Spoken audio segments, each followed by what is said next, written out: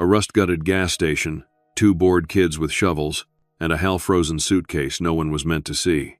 Inside, the wallet of a girl who vanished in 2001, and the key that could prove her killer's still out there. Stay with me, because the next 3 minutes will rewrite everything Millbrook thought it buried. Millbrook, Texas. Population, 2,914, one blinking stoplight, and a ghost that has haunted every town potluck for 22 years. They called her Serafina Valdez, senior class bookworm, library shift every Thursday, vanished without a footprint the spring before graduation. Case froze, gossip thawed, and life in Millbrook limped on, until yesterday. Yesterday, Zara Blackwood drove her kids home for winter break, promising Granddad's famous hot cocoa and absolutely no trespassing near the ruined Desert Rose station.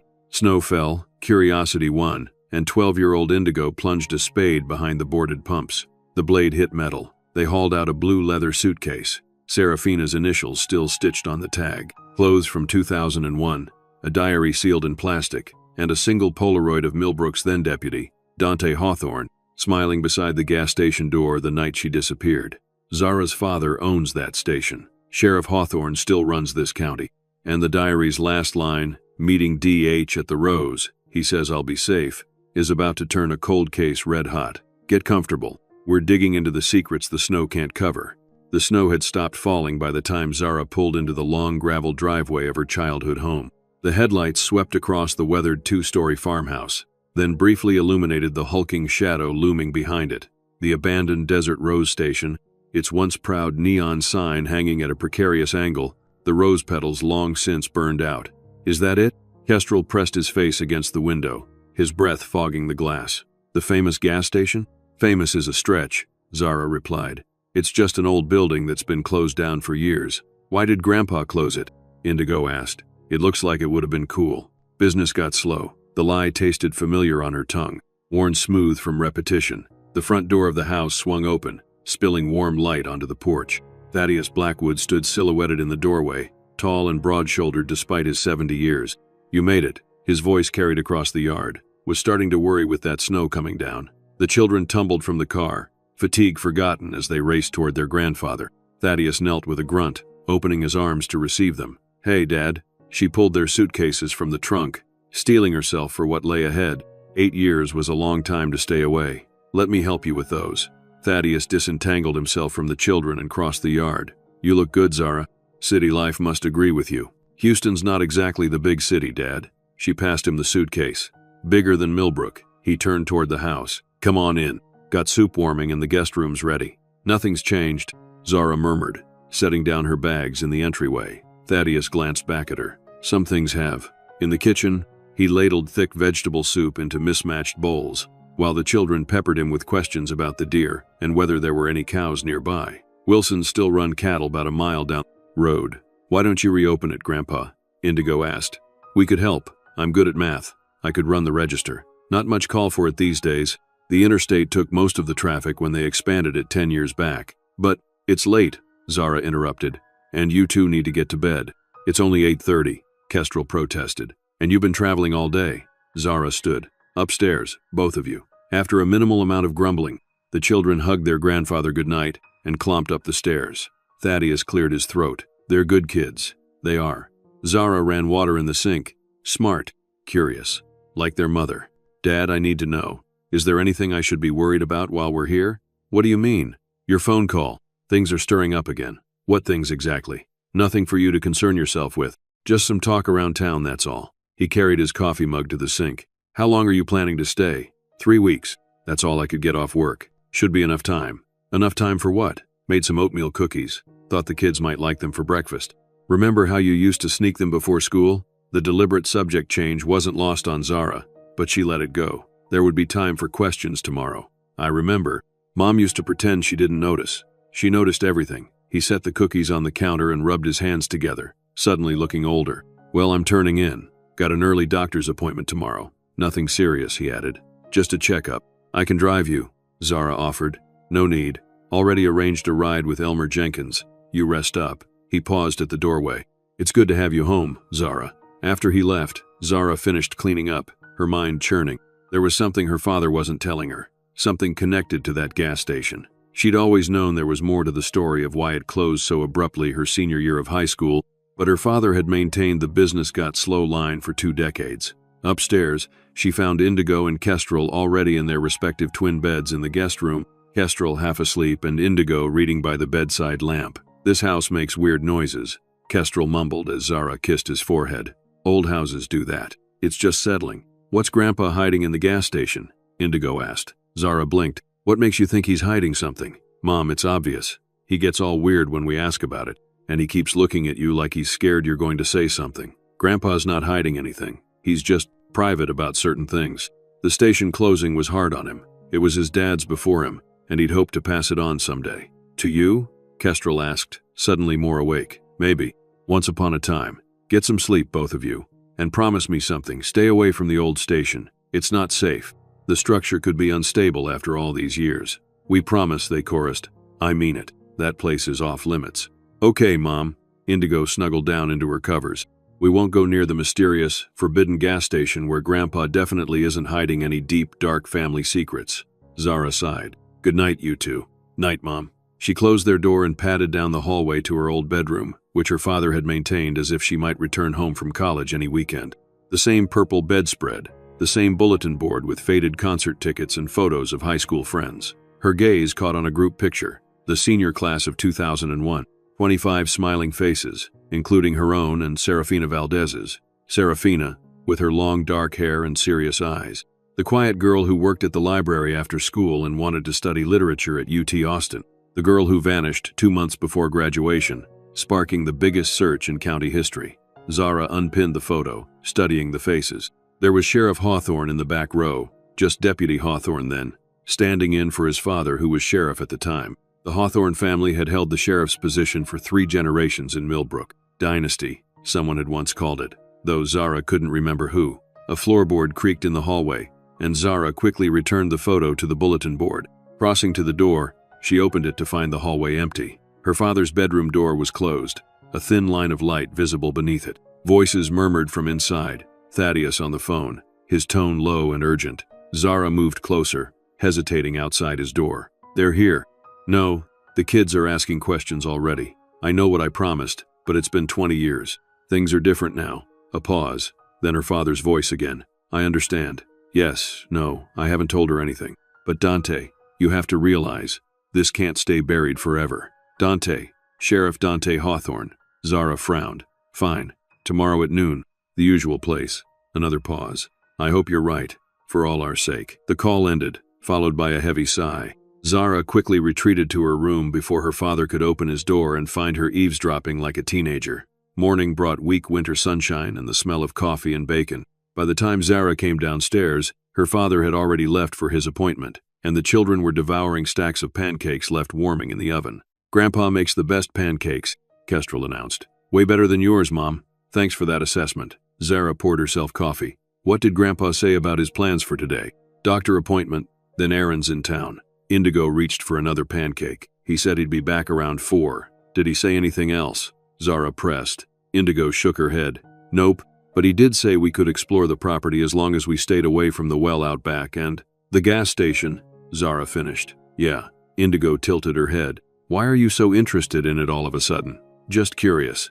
Zara sipped her coffee. "So, what do you two want to do today?" "We could drive into town, check out the library." "Boring," Kestrel declared. "I want to explore the woods. Grandpa said there's a creek that freezes over in winter. Can we go see if it's frozen?" "Please," Indigo added. Zara hesitated. Part of her wanted to drive into town and see if she could catch her father meeting with Sheriff Hawthorne, but the children had been patient during the long drive, and they deserved some fun. "All right," she agreed, "but bundle up and stay where I can see you." After breakfast, they bundled into coats, hats, and gloves. The air outside was crisp and clear, the light dusting of snow already melting in the sunshine. Zara led them toward the tree line behind the house, deliberately steering them away from the looming shape of the desert rose. "Is that creek part of your property?" Indigo asked, pointing to a glint of water visible through the trees. "It's the boundary line," Zara explained. "Our property ends at the creek. The Hendersons own the land on the other side." "Race you." Kestrel took off running. "Be careful," Zara called after him. Indigo lingered beside her mother. "Did you play out here when you were little?" "All the time." Zara smiled. Your grandmother used to say she couldn't keep me indoors if she tried. I'd be out climbing trees or building forts until she rang the dinner bell. There was a dinner bell? A big brass one. Zara tucked her hands into her pockets against the chill. Your grandma had quite the arm. You could hear that bell all the way down by the creek. Mom? Indigo's voice had turned serious. Did something bad happen here? Zara stumbled slightly on an exposed root. What makes you ask that? You get this look whenever we talk about Millbrook, like you're remembering something awful, and you and Grandpa are weird around each other. Not like you're fighting exactly, but like there's something you're not saying. It's complicated, honey. I had a difficult time my senior year of high school. A classmate disappeared. A girl named Serafina. The whole town was in shock. There were search parties, police investigations. It was on the news for weeks. Did they ever find her? Zara shook her head. No. Eventually, the case went cold. Most people assumed she ran away, but you didn't think so? I didn't know what to think.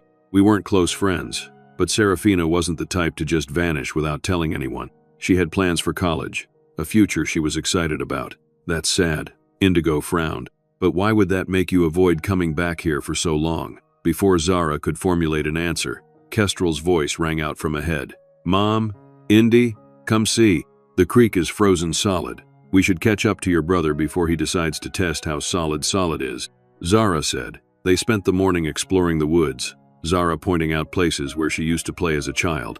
The frozen creek provided entertainment as they slid stones across its glassy surface and admired the intricate patterns of ice along the edges. For a few hours, Zara allowed herself to relax, to see Millbrook through her children's eyes, as a place of discovery rather than secrets. But as the sun climbed higher, she found her gaze repeatedly drawn back toward the house, and the hulking shadow of the desert rose beyond it. What was her father discussing with Sheriff Hawthorne at this very moment? What had been buried for 20 years that suddenly threatened to surface? Can we have lunch outside? Kestrel asked as they made their way back to the house. Like a picnic? It's 35 degrees, bud. Zara laughed. How about we eat inside where it's warm and then you can go back out if you want? Deal. Inside, she made sandwiches while the kids shed their outer layers. Kestrel wolfed his down in record time, eager to return outside. Can we check out the barn? He asked. Yes, but remember, stay away from the gas station. Both children chorused. We know, Mom. We're not babies, Indigo added with an eye roll. Never said you were. Zara handed them each a cookie from her father's batch. Just be back before 4 so you can say hello to Grandpa when he gets home. The back door slammed behind them, and Zara found herself alone in the quiet kitchen. The wall clock ticked loudly, its sound accentuating the emptiness. On impulse, she picked up her phone and searched Serafina Valdez missing Millbrook, Texas. The results were sparse. A few archived news articles, a mention on a missing persons database. One link led to a Millbrook Gazette article dated April 15, 2001. Local teen still missing after 3 weeks. Search efforts continue for Serafina Valdez, 17, who was last seen on March 23. Sheriff Leonard Hawthorne urges anyone with information to come forward. We're exploring all possibilities, said Deputy Dante Hawthorne, who is assisting with the investigation. We haven't ruled out that she may have left voluntarily, but we're concerned for her safety. The article included a photo of Serafina, the same serious eyes Zara remembered, a hesitant smile as if the camera made her uncomfortable. She clicked on another article, dated 2 months later. Search for missing teen scaled back. After 2 months with no new leads, the Millbrook County Sheriff's Department has scaled back the search for Serafina Valdez. We'll continue to follow any tips that come in, said Deputy Dante Hawthorne. But at this point, we have to consider the possibility that she left the area voluntarily. The article noted that Serafina's mother, Elena Valdez, disagreed with this assessment. My daughter would never leave without telling me. Something happened to her. Someone knows something. The final article from later that year reported that the Valdez family had moved away from Millbrook. There are too many memories here, Elena Valdez told reporters, and too many people are willing to believe my daughter would abandon her life, her future, her family. I'll never stop looking for her. Zara set down her phone, troubled. She had been so wrapped up in her own life at the time, preparing for graduation, focusing on college plans, that she hadn't fully processed the impact of Serafina's disappearance. Now, as a mother herself, she couldn't imagine the agony of not knowing what had happened to your child. The sound of a car engine drew her attention to the window. A sheriff's department SUV rolled up the driveway, stopping short of the house. Sheriff Dante Hawthorne stepped out, his tan uniform crisp, his hat pulled low. He didn't approach the house. but stood staring at the Desert Rose station for a long moment before checking his watch and glancing around the property. Zara ducked away from the window. Her father had said noon at the usual place. Was the gas station their meeting spot? Why meet there of all places? She peered out again. The sheriff had returned to his vehicle and was backing down the driveway. No sign of her father. Had she missed their meeting, or had it been canceled? A shout from outside startled her. Kestrel's voice, high with excitement. "Indy, come look at what I found." Zara moved to the back window. The children were no longer by the barn. Instead, they were running toward. Her heart dropped. The gas station. Despite all warnings, they had made their way to the forbidden Desert Rose. "Damn it," she muttered. By the time she reached them, Indigo and Kestrel were circling the building, examining the boarded-up windows and faded signage. "What did I tell you?" Zara demanded. "This place is off limits." "But Mom, look." Kestrel pointed to a small gap in the wooden fence that surrounded the property. "There's a way in, and I saw something shiny back there. I don't care if you saw the lost treasure of the Sierra Madre. This place isn't safe." Zara grabbed each child by the arm, pulling them away from the fence. The building could collapse. There could be rusty nails, snakes. In winter? Indigo challenged. Or who knows what else? Zara finished. "You're overreacting," Indigo muttered.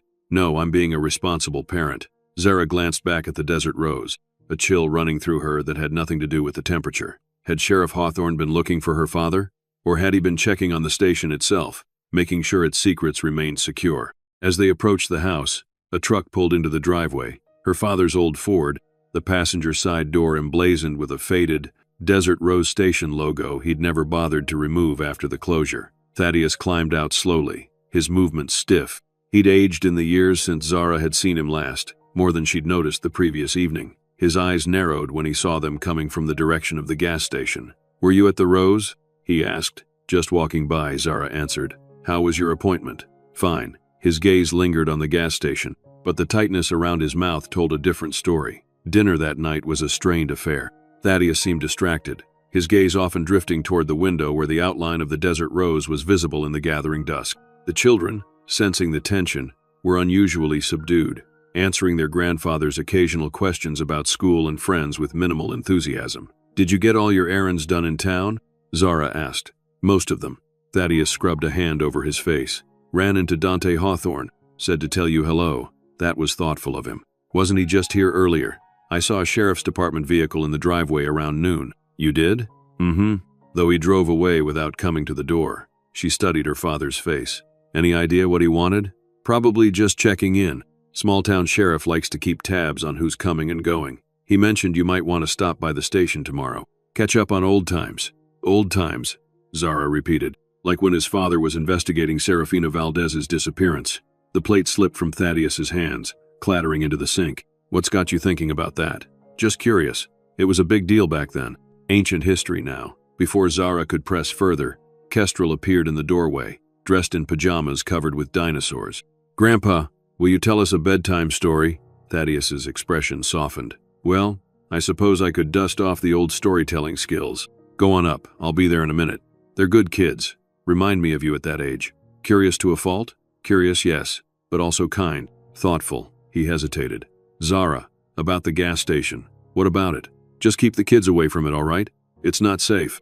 Building's been sitting empty for too long." "That's what I told them." "Is that the only reason?" "What other reason would there be?" He moved toward the stairs. "Better go up before they think I've forgotten my promise. Good night, Zara." "Good night, Dad." She waited until she heard his footsteps overhead, then slipped out the back door. The night air bitted her cheeks as she crossed the yard toward the Desert Rose, drawn by an impulse she couldn't name. The station stood silent against the star-filled sky, its abandoned pumps like sentinels guarding forgotten memories. Zara circled to the side where Kestrel had found the gap in the fence. It was a tight squeeze, but she managed to slip through, finding herself in the overgrown area behind the building. Her phone's flashlight illuminated weeds pushing through cracked concrete, an old oil drum rusting in the corner, beer cans likely left by local teenagers looking for a place to party undisturbed. She was about to turn back when her light caught something unusual, a patch of ground behind the third pump where the weeds were flattened, the earth recently disturbed. Someone had been digging here, and not long ago. A chill crawled up Zara's spine. She hurried back through the fence and returned to the house, unable to shake the feeling that she was missing something important. Morning brought leaden skies threatening more snow. Zara woke to the sound of her father's truck starting up, its engine rumbling in the pre-dawn light. Through her window, she watched him drive away, wondering what business took him out so early. The children slept late, exhausted from the previous day's explorations. Zara used the quiet time to search the house for anything that might explain her father's behavior. His bedroom revealed nothing unusual, nor did the den with its outdated filing cabinet.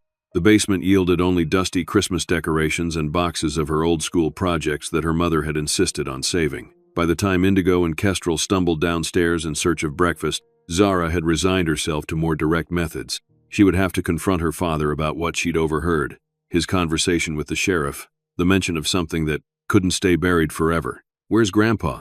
Kestrel asked. "He had to go out early. He'll be back this afternoon." Zara sipped her coffee. "So, what should we do today? Can we go into town?" Indigo suggested. "See where you went to high school? That's actually not a bad idea." Zara considered the possibility of running into old acquaintances who might shed light on Serafina's disappearance. "We could have lunch at the diner, drive by my old school." "Yes," Kestrel pumped his fist. "Can we get milkshakes at the diner? Grandpa says they make the best chocolate milkshakes in Texas. I think that can be arranged." Zara smiled. "Finish your breakfast and get dressed." But their plans were derailed by the weather. As they were preparing to leave, fat snowflakes began falling, quickly intensifying into a genuine Texas blizzard, rare for the region and all the more hazardous because of it. "Looks like we're staying put," Zara announced. "But I wanted milkshakes," Kestrel pouted. "Another day," Zara promised. "For now, how about we make hot chocolate and play some board games?" The morning passed pleasantly enough. The three of them huddled around the kitchen table playing games while the snow continued to fall. By noon, it had tapered off, leaving behind 6 inches of pristine white covering the yard, the driveway, and the roof of the Desert Rose. "Can we go out and play in it?" Kestrel pressed his face against the window. "Please? I want to build a snowman." "Me too," Indigo chimed in. "We hardly ever get snow in Houston." "All right," Zara agreed. "But stay in the yard where I can see you from the window. The snow might be hiding things like holes or rocks." The children bundled up and rushed outside, immediately flopping down to make snow angels before starting on a lopsided snowman. Her father still hadn't returned, and the snow would make the roads treacherous. She tried calling his cell phone, but it went straight to voicemail. A shout from outside drew her attention back to the window. The children were no longer in the front yard. She scanned the property, panic rising in her throat until she spotted 2 small figures moving toward the gas station. "Damn it," she muttered, grabbing her coat. By the time she slogged through the snow to the Desert Rose, Indigo and Kestrel had squeezed through the gap in the fence. She found them in the back area, Kestrel on his knees digging in the same disturbed patch of earth she'd noticed the night before. "What did I tell you about this place?" Zara demanded. "Mom, look!" Kestrel ignored her anger, continuing to scoop away snow and dirt with his gloved hands. "There's something here." "Kestrel, stop that right now." "It's metal," Indigo said. "See? The snow melted faster here because metal conducts heat differently. Both of you, back to the house. Now." "But Mom." "Now, Indigo." With a dramatic sigh, Indigo stood up, but Kestrel gave one more determined dig, and his hand struck something solid. "Got it. What is it?" Kestrel asked, excitement overriding any concern about his mother's displeasure. "I don't know."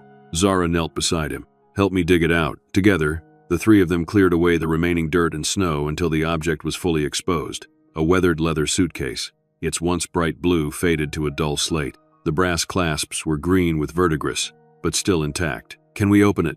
Indigo whispered. Zara hesitated. Whatever was inside this suitcase, someone had deliberately buried it behind her father's gas station. Someone had recently been checking on it, digging it up partially, then reburying it. Was this what her father and Sheriff Hawthorne had been discussing? "Let's take it to the house first," she decided. Back in the kitchen, she set it on the table and examined it more closely.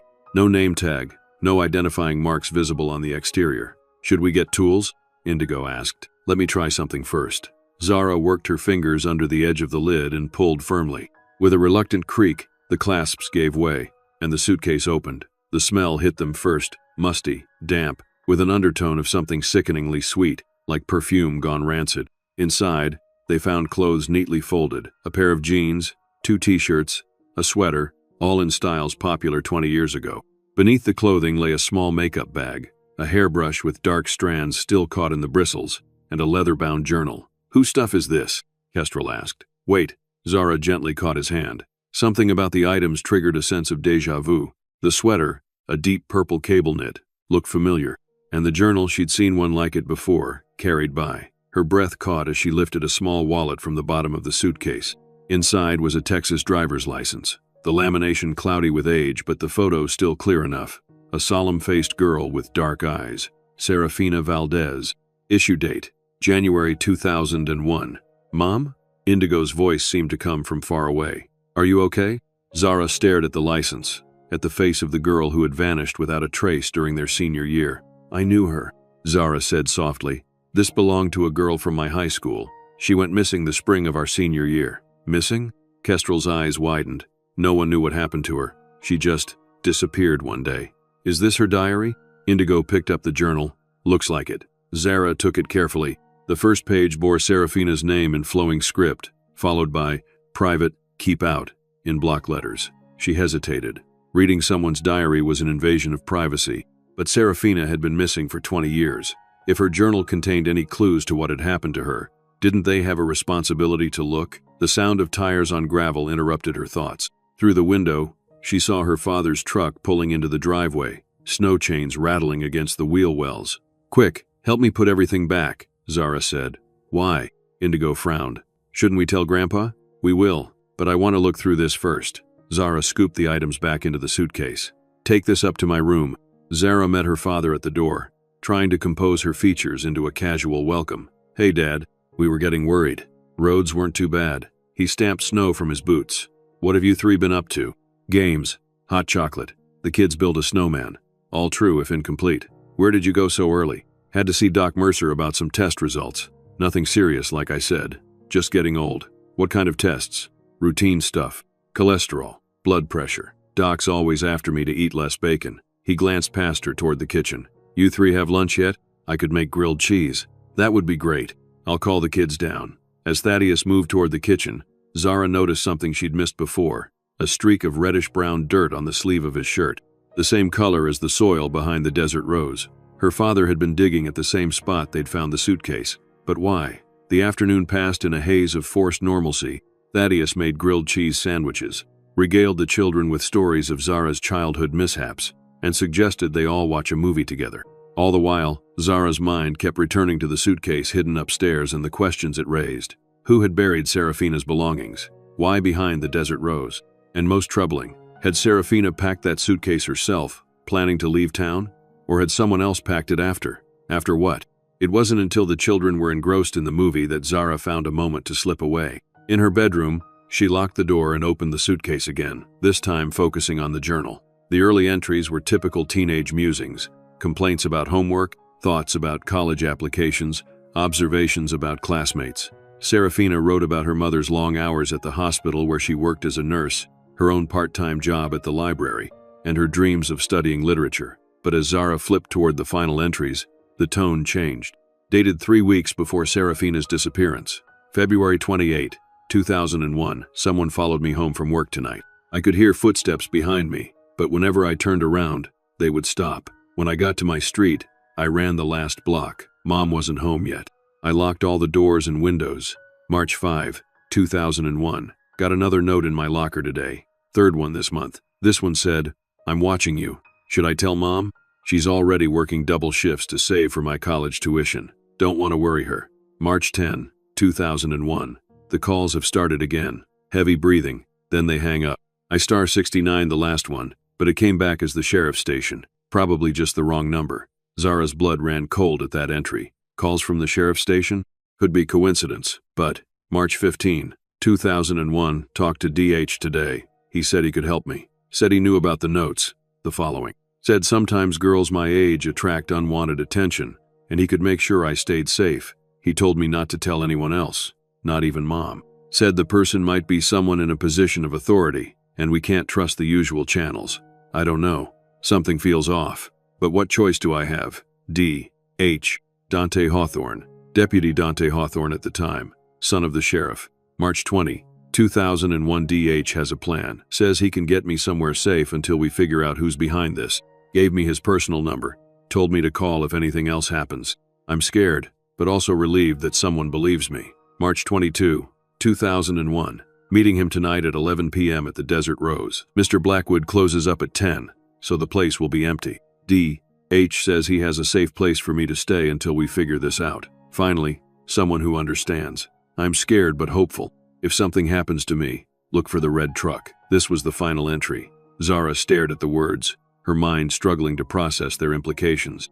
Serafina had planned to meet Deputy Dante Hawthorne, now Sheriff Hawthorne, at her father's gas station the night she disappeared, and she'd been afraid enough to leave a clue. Look for the red truck. What red truck? And why had Serafina's suitcase ended up buried behind the station instead of going with her to this supposed safe place? A knock at the door startled her. "Mom?"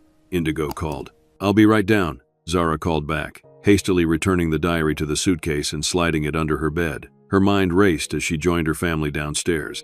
Her father sat in his recliner, the children on the floor with bowls of ice cream, all watching the final scenes of the movie. He looked so normal, so much the loving grandfather. Could he possibly have known what happened to Serafina? The diary suggested she'd planned to meet Deputy Hawthorne at the Desert Rose after closing. As the owner, Thaddeus would have been the last person there that night. Had he seen them? Been involved somehow? Zara accepted a bowl of ice cream, the sweetness turning to ash in her mouth as her thoughts tumbled over each other. She needed to confront her father, but not in front of the children, and not without more evidence. Tomorrow, she decided. Tomorrow she would find a way to get the children out of the house, and then she would ask her father directly about the night Serafina Valdez disappeared. But her father had other plans. "Think I'll turn in early," he announced when the movie ended. "These old bones need their rest." He rose from his chair with a groan. "Oh, Zara, nearly forgot. Elena Valdez called while you were upstairs. Said she heard you were back in town." Zara froze. "Elena Valdez, Serafina's mother?" "That's right. She moved back to Millbrook last year. Retired from nursing, I understand. Said she'd like to see you while you're here. I took the liberty of inviting her for coffee tomorrow. Hope that's all right." "Of course," Zara managed. He nodded toward the children. "You two be good for your mom. See you in the morning." After he'd gone upstairs, Indigo edged closer to Zara on the couch. Was Elena the mother of the missing girl? "Yes." Zara kept her voice low, which makes it very strange that she'd call here, tonight of all nights. "Maybe Grandpa told her we found it," Kestrel suggested. "That's what worries me." Zara gathered their empty ice cream bowls. "Time for bed, you two. We'll figure this out tomorrow." But sleep eluded Zara that night. She lay awake, Serafina's diary entries running through her mind. The coincidence was too great, finding the suitcase and then immediately hearing from Elena Valdez after 20 years. Had her father seen them digging behind the station? Dawn painted the horizon with streaks of pale gold, the snow-covered landscape glittering like diamonds in the early light. Zara stood at her bedroom window, exhaustion pulling at her after a nearly sleepless night. She had spent hours reviewing the contents of Serafina's diary, searching for any clue she might have missed. The final entry haunted her. "If something happens to me, look for the red truck." A gentle knock at her door preceded Indigo's entrance. Her daughter's face was serious, her eyes too knowing for her 12 years. "Did you sleep at all?" Indigo asked. "A little." "What are you doing so early?" "Couldn't sleep." Indigo fidgeted with the hem of her pajama top. "Mom, what are we going to do about the suitcase? Are we going to show it to Ms. Valdez when she comes?" Zara sighed. "I don't know, honey. Part of me thinks we should. It belonged to her daughter, after all. But another part is afraid of what it means that it was buried behind Grandpa's gas station." Indigo finished for her. "It's complicated, Indy, because Grandpa might have known something about what happened to Serafina. We don't know that for sure. I think we should look for more clues. The diary said to look for a red truck. Maybe there's something else hidden at the gas station." "Maybe." Zara squeezed her daughter's hand. "But let's be careful, okay? I don't want to accuse Grandpa of anything without solid evidence." "Do you think he—" Indigo hesitated.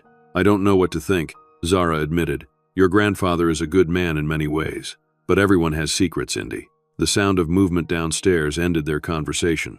Thaddeus was up, starting the coffee, beginning his morning routine as if this were any ordinary day. "Get dressed," Zara told Indigo, "and try to act normal around Grandpa, okay?" "I will," Indigo promised. Secret Agent Indy, reporting for duty. Despite her exhaustion, Zara smiled at her daughter's attempt at levity. Breakfast was a stilted affair. Thaddeus moved around the kitchen with the ease of long habit, frying bacon, scrambling eggs, and toasting bread. The children ate heartily, seemingly unaffected by the tension that hummed like an electrical current between Zara and her father. "Elena will be here around 10, Thaddeus said. "Thought you might want to know so you can prepare yourself." "Prepare myself for what, exactly?" Zara asked. "For seeing her again after all these years. Can't be easy, considering." "Considering what, Dad?" "Considering you two were friends, and what happened to her daughter affected the whole town." "We weren't that close," Zara corrected. Thaddeus's jaw tightened, but before he could respond, the telephone rang. "I'll get it." He crossed to the wall, Mounted phone, an ancient relic that Zara was surprised still functioned. Hello? Yes, she's here. For you, Sheriff Hawthorne. Hello? Zara Blackwood. Sheriff Hawthorne's voice was just as she remembered it, deep, with a slight Texas drawl that he emphasized when it suited him. Welcome back to Millbrook. Your father tells me you've got the kids with you on this visit. That's right. Well, I was hoping to catch up while you're in town. For old time's sake. I'm not sure our schedules will align, she said carefully. We're only here for a few weeks, and with the kids. I understand. He paused. Your father mentioned you might be doing some exploring around the property, the old gas station and such. Just showing the kids where I grew up, she said lightly. Nothing too exciting. Well, be careful out there. That old building isn't structurally sound these days. Wouldn't want anyone getting hurt. In fact, I might stop by later today. Make sure everything's up to code. Safety inspection, you understand. Of course. Zara gripped the receiver tighter. Safety first. Indeed. Give my best to your father. The line went dead before she could respond. Zara replaced the receiver, her mind racing. The sheriff was coming to inspect the gas station. They needed to move quickly if they were going to find any more evidence before he arrived. What did Dante want? Thaddeus asked. To welcome me back to town, Zara replied, and to warn me about the dangerous old gas station. Her father's shoulders tensed. He's right about that. Place is a hazard. Seems like everyone's very concerned about us going near that station. Zara moved to stand beside him at the sink. Why is that, Dad? He shut off the water, drying his hands with methodical care. Nothing for you to concern yourself with. Just old business, best left buried. Like Serafina Valdez? The dish towel stilled in his hands. What did you say? You heard me. Zara lowered her voice, glancing to make sure the children were still occupied in the living room. What happened to her, Dad? What happened the night she came to meet Deputy Hawthorne at the Desert Rose? How do you know about that? Does it matter? I know she was there. I know she never left Millbrook. And I know you and Sheriff Hawthorne have been covering something up for 20 years. You don't understand, Zara. It's complicated. Then uncomplicate it for me. Because in about 2 hours, Elena Valdez is going to be sitting in this kitchen, and I don't think she's coming for coffee and small talk. No, he agreed. She's coming for answers. And are you going to give them to her? I can't, he whispered. You don't understand what will happen if the truth comes out. What will happen is that a mother might finally get closure about what happened to her daughter. She deserves that much, Dad. Before he could respond, Indigo appeared in the doorway. Mom, Kestrel and I were wondering if we could go play in the snow again? Zara hesitated, torn between wanting to continue this conversation with her father and needing to get the children away from the house before Elena arrived. Actually, I was thinking we could go into town for a while. The roads should be clear enough now, and you two were wanting to see my old school. But what about Miss Valdez? Indigo asked, too innocently. That's adult business, and I think it would be better if you two weren't here for it. Okay, I'll tell Kestrel to get ready. Thaddeus sighed heavily. You're right to take them away. This isn't a conversation for children to hear. No, Zara agreed. It's not. But when I get back, Dad, I expect the truth. All of it. You'll get it. But Zara, he hesitated. Be careful in town. Dante has eyes everywhere. I'm not afraid of Sheriff Hawthorne. You should be, her father said grimly. 30 minutes later, Zara and the children were in her car, pulling down the long driveway. As they passed the Desert Rose, Zara slowed, her gaze drawn to the dilapidated building. Are we going back there later? Kestrel asked from the back seat. I don't think that would be wise, Zara replied. So we're really going to town? Indigo sounded disappointed. Not exactly. Zara made a split-second decision. We're going to see if we can find a red truck. Like in the diary, Kestrel exclaimed. Exactly. Zara's mind was working furiously. Serafina wrote, look for the red truck as her last entry. Maybe it was the sheriff's truck? Indigo suggested. Or Grandpa's. Your grandfather always drove that blue Ford, and the sheriff's department uses those tan SUVs. Zara frowned. But there was a red truck in town back then. I'm just trying to remember who it belonged to. They drove in silence for a few miles, the snow-covered landscape sliding past the windows. Zara's thoughts raced, trying to piece together the fragments of memory from 20 years ago. Where are we going? Kestrel asked. To see an old friend, Zara decided. The road eventually opened up to reveal a small cluster of cabins nestled among the trees, smoke curling from several chimneys.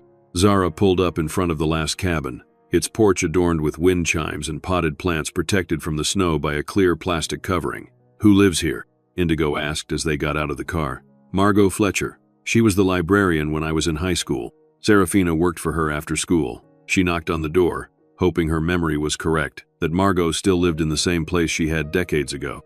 After a moment, the door opened to reveal a woman in her 70s. Yes? She asked. Good Lord, Zara Blackwood? Hello, Miss Fletcher. Zara smiled. I hope you don't mind us dropping by unannounced. Mind? Heavens no. Come in before you all freeze. She ushered them inside, into a cozy living room lined with bookshelves. And who are these young ones? My children, Indigo and Kestrel. Zara made the introductions as they shed their coats. We're visiting my father for a few weeks. Thaddeus finally convinced you to come back to Millbrook, did he? Margot's sharp eyes studied Zara's face. Must have taken some doing after everything. It did, Zara admitted. But that's actually why I'm here. I need to ask you about something. Someone from back then. Serafina, she said softly. You want to know about Serafina. How did you know? Because Elena Valdez is back in town, asking questions. Because Sheriff Hawthorne has been making his presence known more than usual lately. And because you, my dear, have that same look you had 20 years ago, like you're trying to solve a puzzle with half the pieces missing. You always could read me like a book. Occupational hazard of being a librarian for 40 years. Margot turned her attention to the children. Would you two like some hot chocolate while the grown-ups talk? Yes, please. Kestrel answered. I can make it, Indigo offered. Aren't you a helpful one? Margot pointed toward the kitchen. Mugs in the cabinet by the sink, cocoa mix in the pantry. Once the children were busy in the kitchen, Margot's expression grew serious. Now, what exactly do you want to know about Serafina? Everything you can tell me, Zara said. She was quieter than usual, I remember that. I asked her about it once, but she said it was just stress about college applications. She paused. But there was something else. About a week before she disappeared, I saw her talking to Deputy Hawthorne in the library parking lot. They seemed intense. Not arguing, exactly, but she looked upset. Did you ask her about it? I did. She said he was just warning her about walking home alone after dark. Said there had been reports of someone following young women in town. Margot frowned. But I checked with a friend at the newspaper, and there had been no such reports filed. Not officially, anyway. What about a red truck? Zara asked. Margot's eyes widened slightly. How did you know about that? About what? The red truck that used to park across from the library some evenings. I noticed it a few times in the weeks before Serafina disappeared. Just sitting there, engine running. Margot shook her head. I mentioned it to Leonard Hawthorne, the sheriff back then, Dante's father, but he said it was probably just someone waiting to pick someone up. Did you see who was driving it? No. The windows were tinted, which wasn't common around here back then. Margot leaned forward. Zara, what's going on? Before Zara could answer, Indigo called, Miss Fletcher, we can't find the marshmallows. Top shelf in the pantry, dear. Margot called back. Be careful, Zara. Some secrets in this town go deep, and Dante Hawthorne has made a career of keeping them buried. That's what I'm afraid of, Zara admitted. Miss Fletcher, do you know where Elena Valdez is staying? She's at the Bluebird Motel on the edge of town. Margot studied Zara's face. You've found something, haven't you? Maybe, Zara hedged. The children returned with mugs of hot chocolate, and the conversation shifted to lighter topics. Margot's garden, the children's school in Houston, the unusually heavy snow this winter. But beneath the pleasant chatter, Zara's mind was racing, fitting together the pieces of a puzzle that had lain scattered for 20 years. We should head back, Zara said finally. Elena will be arriving soon, and I'd like to be there when she does. Margot walked them to the door. Zara, she said quietly, whatever you're looking for, be careful. Millbrook may look like it's changed, but some things, some people, never do. I will, Zara promised. One more thing. Margot hesitated. There was a rumor, after Serafina disappeared. Nothing concrete, just whispers, that Leonard Hawthorne, the old sheriff, shut down the investigation too quickly, that he might have been protecting someone. His son? Margot nodded. That was the implication, but no one dared say it out loud. The Hawthornes have been law in this county for 3 generations. You don't cross them without consequences. The drive back to her father's house was quiet, the children sensing Zara's preoccupation. Snow had begun falling again, light flurries that danced in the headlights. Are we going straight home? Indigo asked. Zara made a split-second decision. No, we're going to the Bluebird Motel first. I need to talk to Ms. Valdez before she comes to the house. The Bluebird Motel was a single-story structure on the outskirts of town, its neon sign flickering in the gray afternoon light. Wait here, Zara told the children as she parked. But Mom, Kestrel began to protest. No arguments, she said firmly. The motel office was empty, except for a bored-looking teenager behind the desk, thumbing through her phone. She barely glanced up when Zara entered. I'm looking for Elena Valdez, Zara said. The girl's expression sharpened with interest. Are you a friend of hers? I'm Zara Blackwood. Recognition flickered in the girl's eyes. You're Thaddeus Blackwood's daughter, aren't you? The one who moved away? That's right. Zara tried to keep the impatience from her voice. Ms. Valdez's room? Number 7. The girl leaned forward. Is it true what they're saying, that someone found something about her daughter after all these years? Zara's pulse quickened. Who's saying that? Just heard my mom on the phone with her friend. Said there was some excitement at the sheriff's department this morning. Something about the old Valdez case being reopened. Thank you, Zara said. That's helpful. Room 7 was at the far end of the building. Zara knocked, her heart pounding. After a moment, the door opened to reveal a woman in her early 60s, her dark hair streaked with silver, her eyes the same serious brown as her daughter's had been. Elena, Zara said. It's Zara Blackwood. I know who you are, she said finally. I wasn't expecting you until later. I thought we should talk first, privately. Zara glanced around the parking lot, suddenly aware of how exposed they were. May I come in? Elena stepped back, allowing Zara to enter the small, tidy motel room. The bed was neatly made, a suitcase open on the luggage rack, clothes precisely folded inside. My children are in the car, Zara explained. I won't stay long. You have children. It wasn't a question. Elena sat on the edge of the bed, her posture rigid. A daughter and a son, your father said. Yes. Indigo is 12. Kestrel is 9. You're fortunate, Elena said simply. Zara took a deep breath. Elena, I need to ask you something. Did my father call you? About Serafina? Yes. Elena's gaze was steady. He said it was time. Those things were coming to light that couldn't be ignored any longer. What things? He didn't specify. Just said that after 20 years, he couldn't keep the secret anymore. Elena's hands twisted together in her lap. That he was dying, and he wanted to make things right before he went. Dying? My father is dying? Cancer, Elena confirmed. No. The word came out as a whisper. He said he had a routine doctor's appointment. Nothing serious. I'm sorry. And she did look sorry. This woman who had lost so much. Zara struggled to process this new information. Her father was dying. He had called Elena Valdez, apparently ready to confess something about Serafina's disappearance. And now the sheriff's department was supposedly reopening the case. Elena, she said slowly, we found something, my children and I, behind the Desert Rose station. What did you find? Serafina's suitcase, buried in the ground.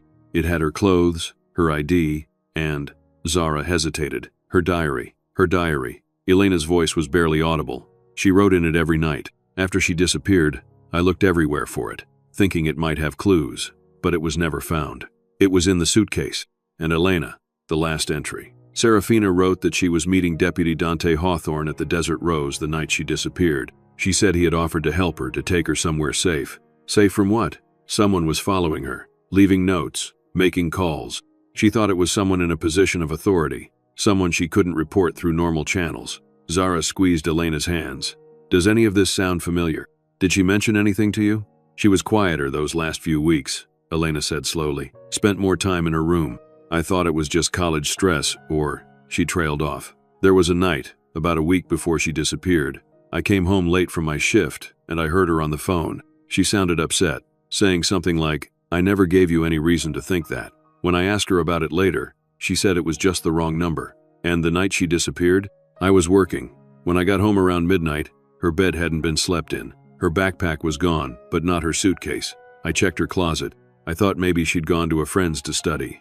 Elena's eyes filled with tears. By morning, when she still wasn't home, I called the police. Deputy Hawthorne took the report himself. He suggested she might have run away, saying it was common for girls her age. But you never believed that. Never. Something was wrong, Zara said quietly. And according to her diary, Deputy Hawthorne knew about it. He offered to help her, to take her somewhere safe. But instead, her suitcase ended up buried behind your father's gas station. Elena's expression hardened. What does that tell you, Zara? That she never left Millbrook? Whatever Dante Hawthorne planned that night, it wasn't about helping Serafina. Zara stood, glancing at her watch. Elena, I have to get back. My father is expecting you, and I need to be there for that conversation. But first, I need to know, what did he say? Exactly. When he called you. He said, it's time you knew the truth about what happened to your daughter. And when I asked why now, after all these years, he said, because I can't take it to my grave. We'll get the truth, Elena. Today. All of it. That's why I came back to Millbrook, Elena said, rising from the bed. Not just to hear your father's confession, but to make sure Dante Hawthorne finally faces what he did. I've spent 20 years gathering information, building a case. I was just missing the final pieces. And now we have them, Zara said. Will it be enough? It has to be. Zara moved toward the door. "I'll see you at my father's house in an hour." "Zara," Elena called as she reached for the doorknob. "There's something else you should know. About the red truck." "You know about the red truck?" "It belonged to Leonard Hawthorne," Elena said. "Dante's father. The sheriff at the time. He kept it at their hunting cabin outside town. Not many people knew about it. It wasn't his official vehicle." "And you think?" "I think Dante used his father's truck that night." Elena's eyes were hard. "And I think his father helped cover up whatever happened after." Zara left the motel with her mind reeling from everything she'd learned. Her father was dying. Sheriff Hawthorne's father might have been involved in covering up Serafina's disappearance. And somewhere in Millbrook, buried for 20 years, was the truth about what had happened that night at the Desert Rose. As she approached her car, she noticed a sheriff's department SUV cruising slowly through the motel parking lot. It paused when the driver, not Hawthorne, but one of his deputies, spotted her. Zara quickened her pace, sliding into the driver's seat and starting the engine. "Mom?" Indigo asked. "What's wrong?" "Nothing." Zara forced a smile. As they pulled out of the parking lot, the sheriff's SUV followed, maintaining a deliberate distance. Zara's hands tightened on the steering wheel. So Hawthorne was having her watched. How much did he know about what they'd found? "Mom, that police car is following us," Kestrel observed from the back seat. "I know, buddy." Zara checked the rearview mirror. "It's okay." The SUV stayed behind them all the way to the turnoff for her father's property, only breaking away when they turned onto the long driveway. A warning, then.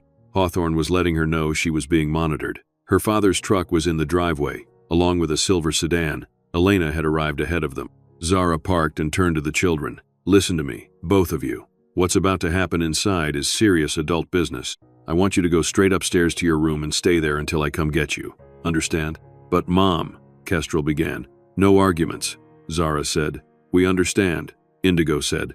The house was silent when they entered, an oppressive quiet that made the hair on Zara's neck stand up. She ushered the children toward the stairs, then moved cautiously toward the kitchen, where she could hear the murmur of voices. Her father and Elena sat at the kitchen table, 2 untouched cups of coffee between them. They both looked up when Zara entered, her father with resignation, Elena with a strange mix of grief and determination. "Zara," Thaddeus said, his voice rough, "I was wondering where you'd gone. I took the kids into town." She sat at the table. "They're upstairs now." "Good," he nodded. "It's 20 years overdue, and I think we've all had enough of waiting." She turned to Thaddeus. "Tell her what you told me." Thaddeus's hands trembled slightly as he reached for his coffee cup. For the first time, Zara noticed how thin he had become, how the skin stretched too tightly over his cheekbones. How had she missed the signs? "I have cancer," he said bluntly. "Pancreatic. Stage 4. Doc gives me maybe 3 months." Despite already knowing from Elena, the words still hit Zara like a physical blow. "Dad, no need for that now. It is what it is, but it's made me think about what I'm leaving behind. What kind of legacy?" He looked at Elena. "And what kind of debt I owe to people I've wronged." "You were there that night," Elena said, "when my daughter disappeared." "I was," Thaddeus admitted, "closing up the station. It was around 10:30. I was just about to lock the office when Dante Hawthorne's patrol car pulled up." "He was alone?" Zara asked. "At first, yes. He said he was meeting someone, asked if he could wait inside since it was cold. I didn't think much of it. The Hawthornes were law around here. Always had been." "You didn't question them?" Zara exchanged a glance with Elena. "Then what happened?" "I was about to leave when another car pulled up. A little Honda, I think. Serafina got out."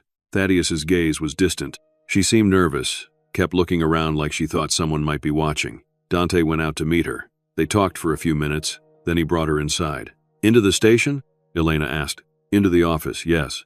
I was still there, getting my things together." She looked surprised to see me. Dante explained that they needed privacy to discuss a sensitive matter, and asked if I'd mind leaving them alone. Thaddeus rubbed a hand over his face. "I should have stayed. Should have asked questions, but I didn't. I left them there, and went home." "That's it?" Zara couldn't keep the disbelief from her voice. "No," Thaddeus's voice dropped. "No, that's not all. About an hour later, my phone rang. It was Dante, sounding frantic. Said there had been an accident at the station, that I needed to come right away." Elena's breath caught. "An accident?" "When I got there, the place was dark except for a flashlight Dante was holding. He led me to the back office, and there." Thaddeus closed his eyes. There was Serafina, on the floor, not moving. There was blood, so much blood, from a wound on her head. "He killed her," Elena whispered. "He said it was self-defense. That she'd become hysterical, tried to attack him with a letter opener. That he'd pushed her away and she'd fallen, hit her head on the corner of the desk." Thaddeus shook his head. I didn't believe him, not really, but I was scared. He was Leonard Hawthorne's son. So you helped him, Zara said. Yes. The admission seemed to deflate him. He said his father would handle the official side, make sure the investigation went nowhere. But we needed to take care of the body. The body, Elena repeated. My daughter, my 17-year-old daughter. I'm sorry, Thaddeus whispered. God help me, I'm so sorry. What did you do with her? Zara asked. Dante had his father's truck, a red Ford pickup. We wrapped her in a tarp and put her in the back. Dante said he knew a place in the woods, far from any trails or roads. I followed him in my car. He made me help dig. Thaddeus's voice broke. It was so cold. The ground was half frozen. Took us hours. You buried my child like garbage, and then you let me search for her, hope for her, for 20 years. I wanted to tell you, Thaddeus said, tears streaming down his weathered cheeks.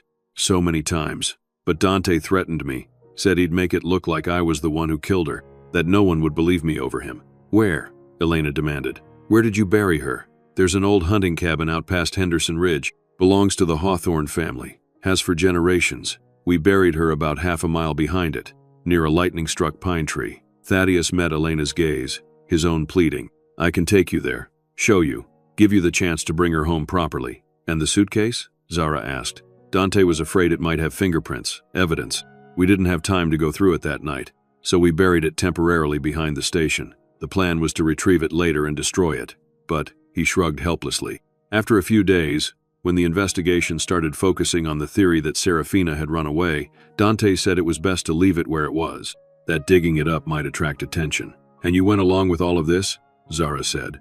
You let a murderer go free, let a mother suffer, not knowing what happened to her child. I was a coward, Thaddeus admitted. Elena stood abruptly. I need to call the state police. This needs to be official, documented. Dante Hawthorne needs to be arrested before he can run or destroy more evidence. It's not that simple, Thaddeus warned. Dante has friends in the state police, connections, and it's been 20 years. Not quite, Zara said, thinking of the diary. We have Serafina's journal, her own words, documenting that she was being stalked, that she planned to meet Hawthorne at the Desert Rose that night. And I have more, Elena added. 20 years worth of inconsistencies in the investigation, witness statements that were ignored, evidence that disappeared from the case file. I've been building this case since the day she vanished. It might be enough, Thaddeus conceded, but you need to move fast. Dante knows something's happening. He called this morning, asked if anyone had been nosing around the Desert Rose. As if summoned by his name, the sound of tires on gravel announced a vehicle pulling into the driveway. Zara crossed to the window, her heart sinking at the sight of the sheriff's department SUV parking behind Elena's sedan. The knock at the front door echoed through the house like a gunshot. Zara exchanged a glance with her father, who had gone pale beneath his weathered tan. He knows, Thaddeus whispered. Or he's been watching all along, Zara suggested. Elena's expression hardened. Let him come. I want to face him. No, Thaddeus said sharply. Not like this. Not with the children upstairs. He turned to Zara. The diary. Where is it? In my room. In the suitcase under the bed. The knock came again, more insistent this time, followed by Dante Hawthorne's voice. Thaddeus, it's Sheriff Hawthorne. Need to talk to you about that safety inspection we discussed. Go, Thaddeus urged Zara. Get the children and the diary. Go out the back door. Take Elena's car. The keys are on the hook in the mud room. What about you? Zara asked. I'll stall him. Thaddeus straightened, summoning dignity despite his fear. Give you time to get away. Get that diary to the state police in Austin. My confession won't be enough. They need Serafina's own words. Dad, go Zara. Now. His voice brooked no argument. Elena, go with her. Elena hesitated, clearly torn between the desire to confront her daughter's killer and the practical need to ensure justice was served. Be careful, Thaddeus. I know. He attempted a smile that didn't reach his eyes. Zara hurried up the stairs, Elena close behind her. In her bedroom, she dropped to her knees and pulled the suitcase from under the bed, quickly extracting Serafina's diary and tucking it into her jacket. Mom? Indigo stood in the doorway. What's happening? We need to leave. Now. Zara kept her voice low. Get Kestrel in your coats. We're going out the back way. Is it the sheriff? Indigo asked. Yes, and we need to be gone before he realizes we're here. While Indigo fetched Kestrel, Zara gathered her purse and phone. Elena stood by the window, watching the front of the house. He's inside, she reported. Then we need to move. Zara ushered the children toward the back stairs, a narrow passage that led directly to the mudroom. Stay quiet, both of you. Not a word until we're in the car. They crept down the stairs, Zara wincing at every creak of the old wood. From the front of the house came the muffled sound of voices, her father's and Hawthorne's, the tone tense but indistinct. In the mudroom, Elena grabbed her keys. "My car is blocked by his SUV," she whispered. "We'll have to take yours. It's at the front of the house," Zara replied. "There's another vehicle," Kestrel piped up, pointing through the window to the dilapidated barn behind the house. "Grandpa's old tractor." "That won't work, buddy," Zara said. "We need something faster." "Not the tractor," Indigo clarified. "Behind it. There's a motorcycle under a tarp. Grandpa said it was yours when you were younger." Zara blinked in surprise. "My old Yamaha. That thing's got to be 25 years old. It probably doesn't even run anymore." "It does," Kestrel insisted. "Grandpa said he keeps it maintained." "It won't fit all of us," Elena pointed out. "No, but it might create a diversion." Zara formulated a plan on the fly. "If I start it up and ride it away from the house, Hawthorne might follow me. That would free up your car for you and the kids." "That's too dangerous," Elena protested. "I grew up riding these back roads. I know places he can't follow in that SUV." Zara turned to her children. "Indigo, Kestrel, I need you to go with Ms. Valdez. She's going to take you somewhere safe." "Where are you going?" Indigo asked. "I'm going to make sure the sheriff can't destroy evidence. There's something at the gas station we need. Something that will prove what really happened to Serafina." Zara thought of the loose floorboard they had found. "I'll meet you in town, at the Bluebird Motel, in 1 hour. Promise?" Kestrel's lower lip trembled. "Promise." She hugged them both fiercely. "What about Grandpa?" Indigo asked. "Grandpa will be fine," she lied. "He's just keeping the sheriff busy while we get away. If he's not at the motel in an hour, we're calling the state police," Elena said firmly. "Agreed." Zara handed her the diary. "Keep this safe. It's our best evidence." They slipped out the back door, moving quietly around the side of the house toward the barn. The motorcycle was where the children had said, covered with a tarp that had kept the worst of the weather off. "Dad really did keep it ready," she murmured. The key was in the ignition, sign of her father's faith in her return. Zara straddled the bike, the muscle memory returning as if she'd ridden yesterday instead of 20 years ago. "Get to the car, but wait until I've let him away," she instructed Elena. "Be careful," Elena warned. "He won't give up easily. Neither will I." Zara kicked the starter, and miracle of miracles, the engine caught immediately, a growl that cut through the quiet afternoon. Inside the house, the voices stopped. Zara gave the motorcycle gas, tearing around the side of the house just as the front door flew open. Sheriff Hawthorne emerged, hand on his service weapon, eyes widening at the sight of her on the bike. "Zara Blackwood," he shouted. "Stop right there." Instead, she gunned the engine, roaring past him toward the driveway.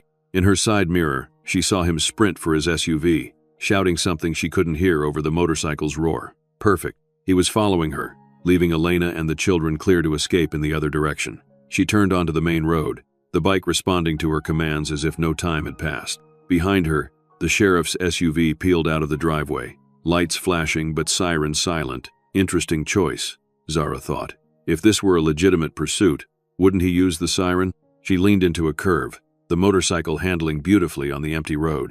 The SUV fell back slightly. Hawthorne wasn't familiar with these curves the way she was, having ridden them countless times in her youth.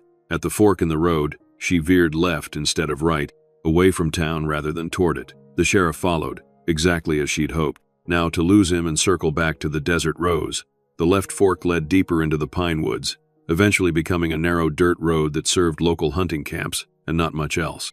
Zara navigated it carefully, mindful of patches of ice hidden in the shadows of the trees. The SUV lumbered behind her, its heavier weight and wider wheelbase a disadvantage on the rough terrain. A quarter-mile in, she spotted what she was looking for, a barely visible trail branching off to the right, used by local teenagers for decades as a shortcut to the swimming hole on Henderson Creek. It was too narrow for a vehicle, but perfect for a motorcycle. She slowed just enough to make the turn safely, then gunned the engine, plunging into the trees. Behind her, brakes squealed as Hawthorne realized too late what she was doing. She heard a car door slam, then the sound of running footsteps, but she was already putting distance between them. The trail wound through the woods for about a mile before emerging on an abandoned logging road that would eventually lead back to her father's property, and the desert rose. Zara rode as fast as she dared, the winter air stinging her face, her mind focused on the task ahead. What was she looking for at the gas station? She wasn't entirely sure, but the loose floorboard they'd found suggested there might be more hidden there. Her father had said they didn't have time to go through Serafina's suitcase that night. What if there was other evidence they'd hastily concealed? The logging road eventually connected with a fire break that ran along the back of her father's property. Zara followed it, cutting the engine as she approached the rear of the Desert Rose station. No sign of Hawthorne's SUV. She'd bought herself some time, but not much. He would guess where she was headed. Leaving the motorcycle hidden in the trees, she approached the station cautiously. The back door had been boarded up years ago, but one of the boards was loose, hanging by a single nail. Zara pulled it aside, creating just enough space to squeeze through. Inside, the air was stale and heavy with dust. Weak sunlight filtered through the cracks between the boards covering the windows, providing just enough illumination to see. The main room was empty except for a few broken shelves and an ancient cash register, its drawer hanging open like a gaping mouth. Zara made her way to the office at the back, where her father had said Serafina died. The door stuck slightly, swollen with age and dampness. She pushed harder, and it gave way with a groan of protesting hinges. The office was small, just enough space for a desk, a filing cabinet, and a couple of chairs.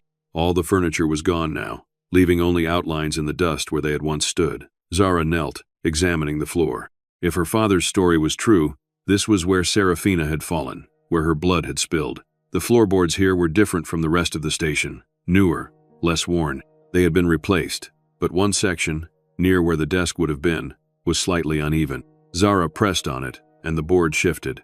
Using her keys as a makeshift pry tool, she worked the loose board free, revealing a small space beneath. Reaching in, her fingers closed around something smooth and rectangular. She pulled it out, a metal box, about the size of a paperback book. Inside were several items: a roll of undeveloped film, a folded piece of paper, and a small silver necklace with a butterfly pendant. Zara recognized the necklace immediately. Serafina had worn it every day at school, a gift from her mother on her 16th birthday. Her hands trembling, Zara unfolded the paper. It was a note, written in a careful, precise hand. Insurance, in case he tries to blame me. Serafina had hidden evidence here before meeting Hawthorne. She'd been cautious, suspicious even of the person offering to help her. Smart girl. The sound of tires on gravel outside made Zara freeze. Hawthorne had figured out where she'd gone and circled back. She quickly pocketed the film and the necklace, replacing the note in the box and the box beneath the floorboard. There was no time to properly hide her tracks. She needed to get out now. She crept to the front of the station, peering through a crack in the boarded windows. Sheriff Hawthorne's SUV was parked in front, but he wasn't in it. He was circling the building, one hand on his holstered weapon. The only exit was the way she'd come in, through the loose board at the back. But to reach it, she'd have to cross the main room, fully exposed if Hawthorne chose that moment to enter. She weighed her options. Wait and hope he gave up? Not likely. Try to sneak out while he was at the front? Risky, but possible. Or confront him directly. Try to bluff her way out? The decision was made for her when the front door creaked open, spilling daylight into the dusty interior. Sheriff Hawthorne stepped inside, his silhouette blocking the doorway. "Zara?" he called, his voice deceptively calm. She remained silent, pressed against the wall of the office, calculating the distance to the back door. "Your father told me everything," Hawthorne continued, moving further into the room. "About finding Serafina's suitcase. About Elena Valdez coming back to town." He paused. "It's not what you think, Zara. There's been a misunderstanding." "Really?" Zara found her voice. No point in hiding now. "Was it a misunderstanding when you killed Serafina Valdez? When you buried her body in the woods and let her mother spend 20 years not knowing what happened to her daughter?" "You don't know what you're talking about," he said. "I know exactly what I'm talking about." Zara held his gaze. "I read Serafina's diary. I know she was meeting you here the night she disappeared. I know she was afraid that someone had been stalking her, threatening her. And she came to me for help," Hawthorne insisted. "By bashing her head in? By burying her in the woods like garbage?" Zara's voice rose with anger. "My father told us everything, Sheriff. How you called him back to the station that night. How you made him help you dispose of her body. Your father is a confused old man. Terminal cancer does that. Messes with the mind. He's mixing up stories, creating false memories." "Is he?" Zara took a step forward. "Then how do you explain Serafina's suitcase being buried behind this station?" She pulled the butterfly necklace from her pocket, letting it dangle from her fingers. "Recognize it? Elena Valdez will. Where did you get that?" "From the hiding place Serafina made before she met you here. She didn't trust you, Sheriff. She left insurance, in case something happened to her." Zara slipped the necklace back into her pocket. "Including the film that I'm betting shows exactly what happened that night. It was a bluff. She had no idea what was on the undeveloped film, but the flicker of panic in Hawthorne's eyes told her the shot had landed. "Hand it over, Zara, so you can destroy it, like you destroyed her." You don't understand what's at stake here. Hawthorne's face flushed with anger. This isn't just about one missing girl. This is about the reputation of this town, my family's legacy. 3 generations of Hawthornes have kept order in Millbrook. I won't let that be destroyed by a hysterical teenager's delusions. Is that what you told yourself? She was obsessed with me, Hawthorne snarled, mask finally slipping, leaving notes in my locker, calling the station and hanging up when I answered. I tried to let her down gently, told her I was too old for her, but she wouldn't listen. That night, she said if I didn't agree to be with her, she'd tell everyone I'd been stalking her, forcing myself on her. And you couldn't have that? Zara said, the pieces falling into place. The rising star of the sheriff's department, accused of sexual misconduct with a teenage girl. Your career would have been over before it began. It would have been her word against mine, Hawthorne said. But my father had political ambitions for me. Even a rumor would have been damaging. So you killed her. Zara's voice was flat. And my father helped you cover it up. Your father did what any sensible man would do when faced with the power of the Hawthorne family. His smile was cold. As should you, Zara. Give me the film, and we can forget this conversation ever happened. For your children's sake. The threat was implicit but clear. Zara's blood ran cold at the mention of her children, but she kept her expression neutral. My children are safely away from here, Sheriff, with Elena Valdez and Serafina's diary. Hawthorne's face darkened with rage. You're lying. Check my father's house if you don't believe me. They're gone. Zara took another step back, nearly at the door to the stockroom now. It's over, Hawthorne. The state police will have the diary by nightfall. They'll search for Serafina's body where my father said you buried her. And when they develop this film, give me the film, Zara. Hawthorne raised his weapon, pointing it directly at her. Last chance. Or what? You'll kill me too? Add another body to your conscience? She shook her head. You'd never get away with it. Too many people know I'm here. My children. Elena, my father. Your father won't be a problem much longer, Hawthorne said. Cancer's a cruel disease. Sometimes people in pain take matters into their own hands. Tragic, but not suspicious. Horror washed over Zara. What did you do to him? Nothing yet. Hawthorne took a step closer, gun still trained on her. But a grief-stricken daughter, discovering her father's suicide, deciding she can't go on either? Murder-suicide isn't uncommon in cases of terminal illness. You're insane, Zara whispered. No one would believe that. They'll believe what the sheriff tells them to believe. In that moment, Zara understood the depth of the evil facing her. Dante Hawthorne wasn't just a man who had made a terrible mistake 20 years ago. He was a predator who had used his position of authority to stalk a teenage girl, kill her when she threatened to expose him, and intimidate an entire town into silence. And he would do it again if she didn't stop him. The back door was only a few feet away now. If she could get outside, reach the motorcycle. I'm taking you back to your father's house, Hawthorne said. We're going to collect that diary from wherever you've hidden it. Then we're going to have a family tragedy. Such a shame, with those 2 young children left orphaned. My children are already on their way to Austin with Elena, Zara reminded him, praying it was true, and the diary with them. Then I guess we'll have to catch up to them. Hawthorne's smile widened. After we take care of your father. Zara lunged for the back door, ducking as Hawthorne's gun went off. The bullet splintered the doorframe inches from her head. She scrambled through the gap she'd created earlier, adrenaline dulling the pain as the rough wood scraped her arm. Outside, she sprinted for the trees where she'd hidden the motorcycle. Behind her, Hawthorne crashed through the door, shouting for her to stop. Another shot rang out, but she was already weaving between the pines, making herself a difficult target. The motorcycle started on the first try, its engine roaring to life. Zara tore through the trees, taking a different path than before, heading not for the main road but deeper into the property, toward the house. She had to warn her father. Hawthorne's SUV was nowhere in sight as she approached the house from the rear. She cut the engine, coasting the last 100 yards in silence. No vehicle in the driveway except her father's truck. Elena had gotten away with the children. Then, one small mercy. The back door was unlocked. Zara slipped inside, calling softly, "Dad? Are you here?" No answer. The kitchen was empty, the coffee cups still on the table where they'd left them. She moved through the house cautiously, checking each room. "Dad?"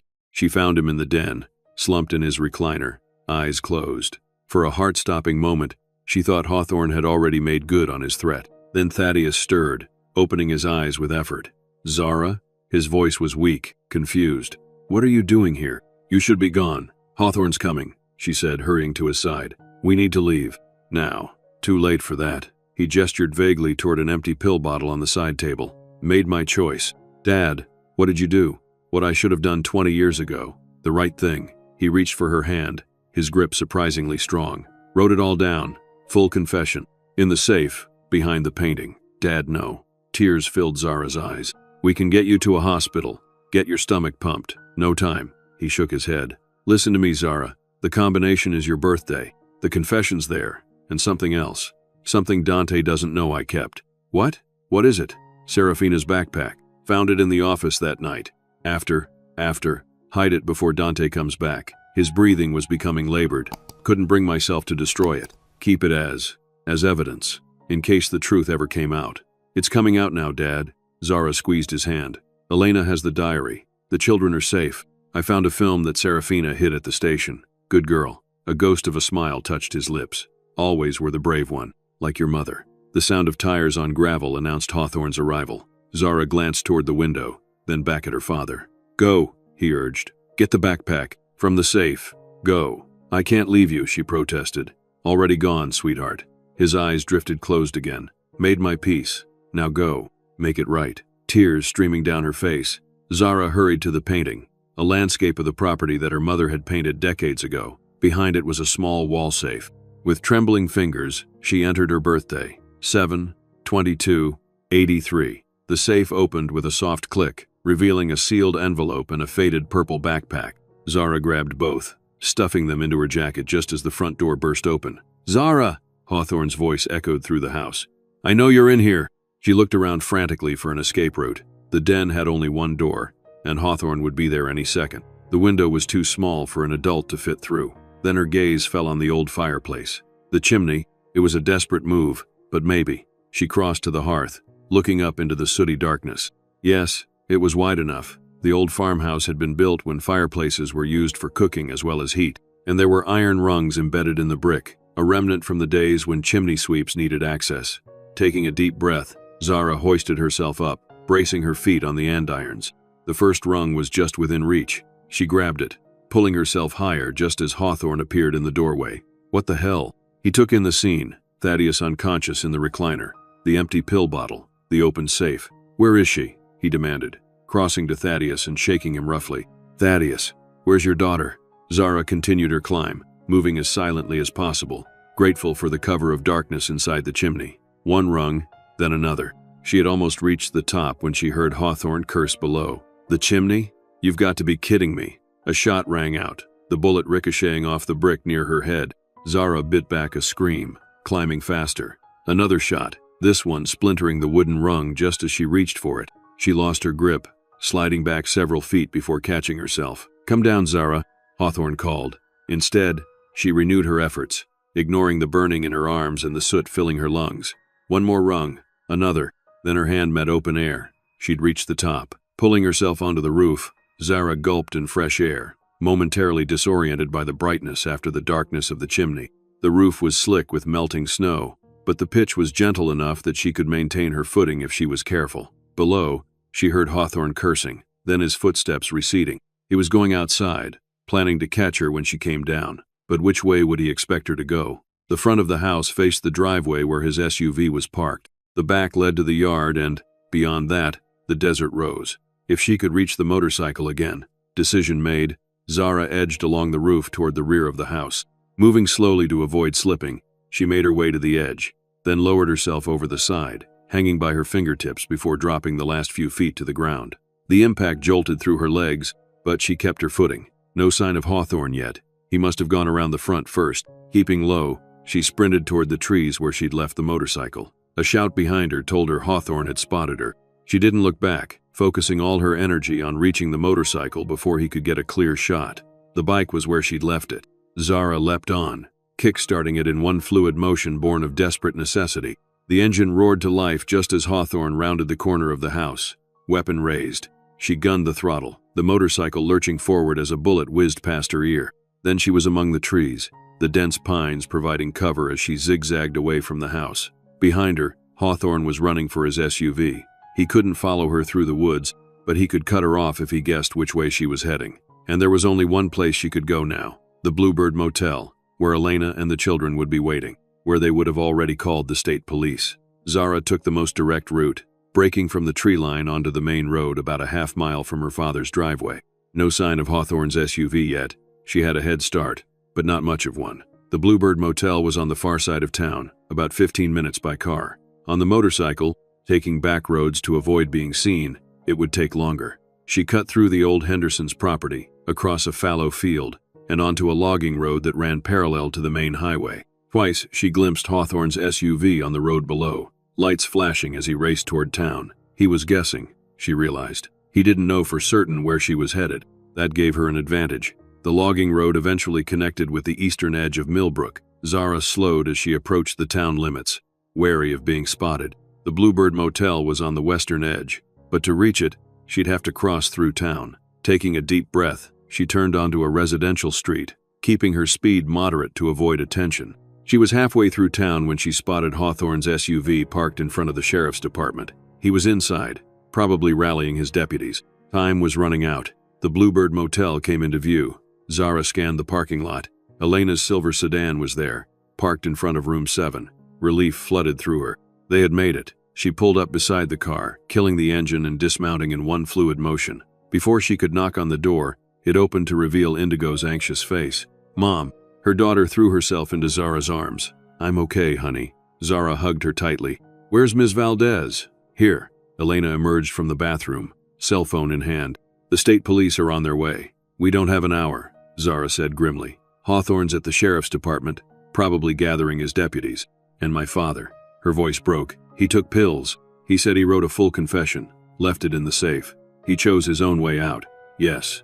Zara swallowed hard. "And he left us this." She pulled Serafina's backpack from inside her jacket, along with the sealed envelope. "He said he found it the night Serafina disappeared, hid it before Hawthorne could discover it. This was hers. I bought it for her junior year." She unzipped it slowly, as if afraid of what she might find inside. Books, a notebook, a wallet with a few dollars and a library card, and at the very bottom, a disposable camera. She always carried a camera, Elena said softly. She wanted to document everything, save the memories for later.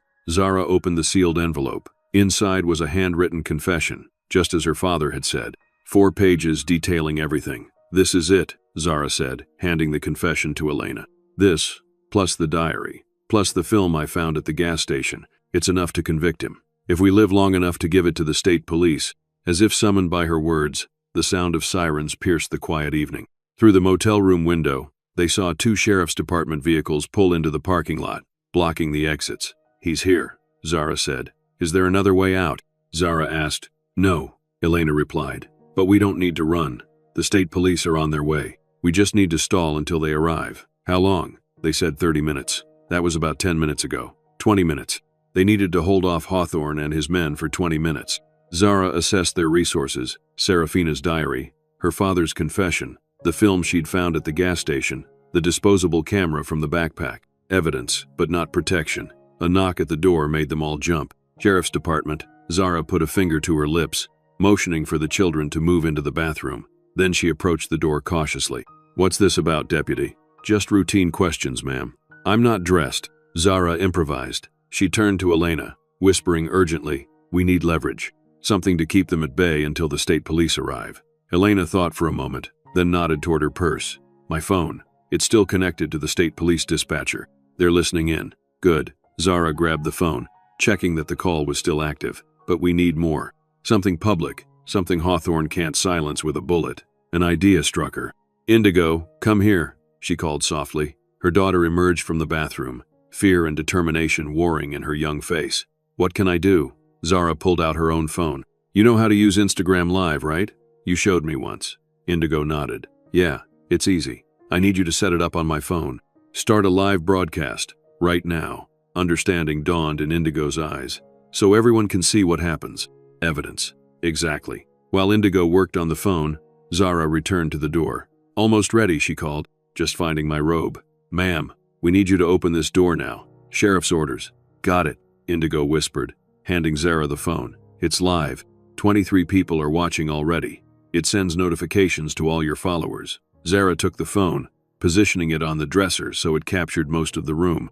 Then she moved to the door, took a deep breath, and opened it with just a crack, chain still in place. Deputy Miles Walton stood outside, his young face serious beneath his uniform hat. Behind him, Zara could see Hawthorne and another deputy approaching from their vehicles. "Deputy Walton," she said, keeping her voice calm.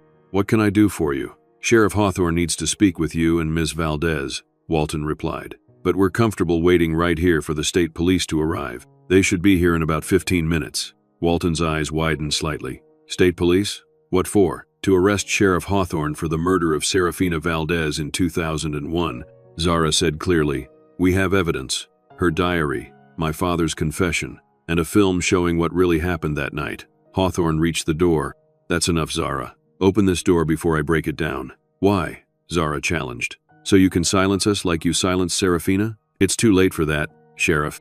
We're live on Instagram right now, broadcasting to whoever's watching, and the state police dispatcher is listening in on Elena's phone." "You're lying. Check for yourself." Zara held up her phone so he could see the screen. "The live viewer count now at 47, and the world is watching, so think carefully about your next move." "You don't know what you're doing," he said, his voice lower now. "This isn't just about me. This is about the whole town, the reputation we've built." "A reputation built on the cover-up of a teenage girl's murder," Elena said. "My daughter's murder, Ms. Valdez." Hawthorne's tone changed, becoming almost conciliatory. "I understand your pain, but this isn't the way to get closure. Let's talk privately, like civilized people." "We're done talking," Elena replied. "For 20 years, this town has kept it secret. For 20 years, I've lived without knowing what happened to my child.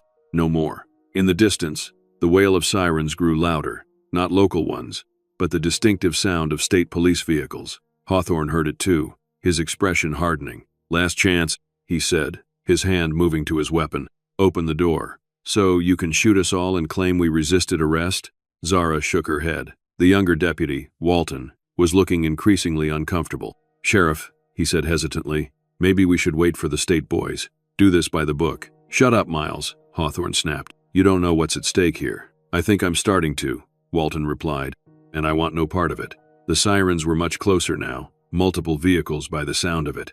Hawthorne's face twisted with desperation. "You've ruined everything," he snarled at Zara. "Everything I've built, everything my family stood for in this town." "Your family stood for justice," Zara corrected. "You're the one who perverted that legacy when you killed a 17-year-old girl and covered it up for 20 years. 2 state police cruisers screeched into the motel parking lot, followed by an unmarked sedan. Officers emerged, weapons drawn. "Police! Everyone freeze!" shouted the lead officer. Hawthorne's hand was still on his weapon. For a terrible moment, Zara thought he might draw, forcing a confrontation that could only end in bloodshed. "Don't do it," she said softly. "It's over, Dante. Don't add more deaths to your conscience." Something in her tone seemed to reach him. His shoulders slumped, and he slowly raised his hands in surrender. "Sheriff Dante Hawthorne?"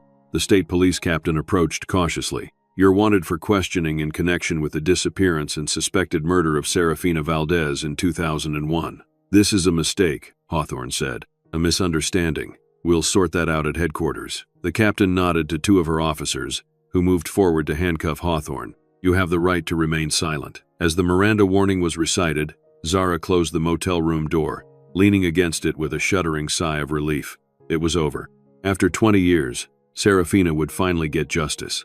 Elena stood in the center of the room, Serafina's backpack clutched to her chest, tears streaming silently down her face. Indigo and Kestrel emerged from the bathroom, moving to Zara's side. "Is the bad sheriff going to jail?" Kestrel asked. "Yes, buddy," Zara replied. A knock at the door made them all tense again, but it was the state police captain, her expression professional but kind. "Ms. Blackwood? Ms. Valdez? I'm Captain Rivera. I understand you have evidence regarding the Valdez case." "We do," Zara confirmed. "It's all here. We'll need statements from both of you," Captain Rivera said, "and we'll want to process this evidence immediately." "What about my father?" Zara asked. "Thaddeus Blackwood. He's at our house. He took an overdose of pills. We have officers en route to your father's property now. An ambulance has been dispatched as well." "It's too late," Zara said, her voice breaking. "He wanted it that way. His confession is there." She pointed to the papers on the bed, including a map to where they buried Serafina. Rivera picked up the confession, scanning it quickly. "This is very detailed," she said. "It will help us tremendously." "Will you look for her?" Elena asked. "My daughter." "Yes, ma'am." Rivera's voice was gentle but firm. "Finding Serafina and returning her to you is our priority. We'll begin the search as soon as we secure the area." The next few hours passed in a blur. Statements were taken, evidence cataloged and secured. Hawthorne was transported to the state police headquarters in Austin, where, faced with the overwhelming evidence against him, he finally confessed. The search for Serafina's remains began at dawn the next day, using the map Thaddeus had drawn. By noon, they had found her, buried exactly where he had indicated, behind the Hawthorne family hunting cabin, near a lightning-struck pine. Zara stood with Elena at the edge of the search area, watching as forensic technicians carefully exhumed what remained of Serafina Valdez. After 20 years, there wasn't much. Bones, fragments of clothing, a silver bracelet Elena identified as a Christmas gift she'd given her daughter the year she disappeared. "She can come home now," Elena said. "After all this time, she can finally rest in peace." "Yes," Zara agreed, "and so can you." The film from the gas station, when developed, proved to be exactly what Serafina had intended: insurance. Several shots showed Dante Hawthorne following her after school, watching her from his patrol car. The final image was the most damning: Hawthorne standing over a figure slumped on the floor of the Desert Rose office, a bloodied paperweight in his hand. The disposable camera from her backpack contained more evidence: photos Serafina had surreptitiously taken of notes Hawthorne had left in her locker, of his patrol car parked across from the library, of the red truck parked near her house late one night. With the physical evidence, Thaddeus's confession, and Hawthorne's own admission, the case was quickly resolved. Dante Hawthorne was charged with first-degree murder and obstruction of justice. Thaddeus Blackwood was laid to rest in the Millbrook Cemetery, his funeral attended by most of the town. Despite his role in covering up Serafina's death, many recognized that he had ultimately chosen to do the right thing, sacrificing himself to ensure justice was served. Zara stood at his graveside long after the other mourners had departed, the children waiting patiently in the car with Elena. "I forgive you, Dad," she whispered. "I understand why you did what you did, and I'm proud that you found the courage to make it right in the end." A month later, Serafina Valdez was reburied in a proper ceremony, her remains laid to rest in a beautiful cherry-wood casket beneath a weeping willow in the same cemetery. The entire town turned out, many bringing flowers and sharing memories of the quiet, serious girl who had dreamed of studying literature at UT Austin.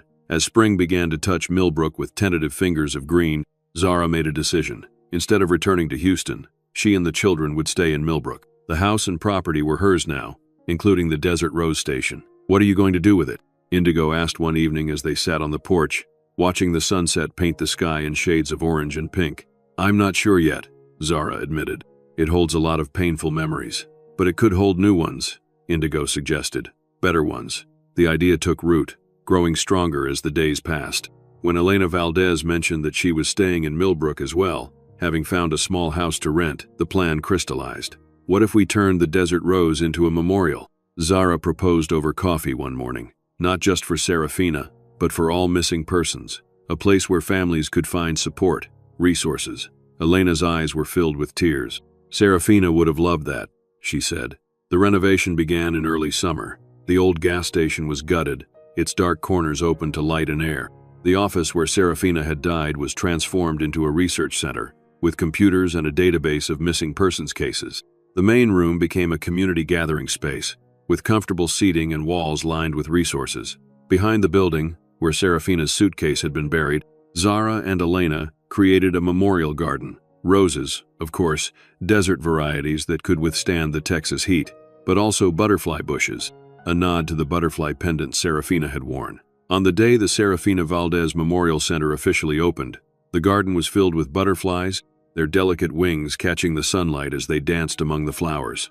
"Look, Mom," Kestrel said, pointing to a particularly beautiful monarch perched on a rose petal. "Do you think that could be Serafina, coming to say hello?"